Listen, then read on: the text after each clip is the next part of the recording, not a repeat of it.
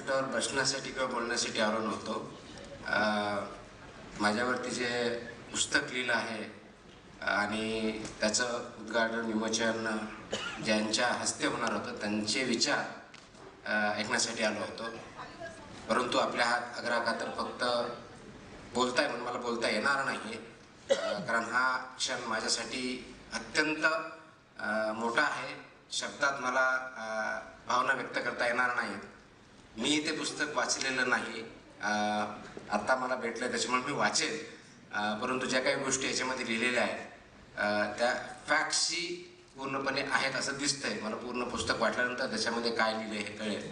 तथापि आपण सर्वजण इथं या कार्यक्रमासाठी आलात ते मनापासून मी आणि असं काहीही नाही आहे. आपण शिक्षक असाल, आपण शेतकरी असाल, आपण उद्योजक असाल, आपण एंटरटेनर किंवा अभिनेता असाल, राजकारणी असाल, कोणत्याही क्षेत्रामध्ये जा, फक्त बेस्ट पॉसिबल काम करा. आणि ज्यावेळेस मी बेस्ट पॉसिबल म्हणतो त्यावेळेस सर्वात महत्त्वाचा माझ्या दृष्टिकोनातून जर कोणता भाग असेल तर तो नैतिक या दृष्टिकोनातून उत्तम करा.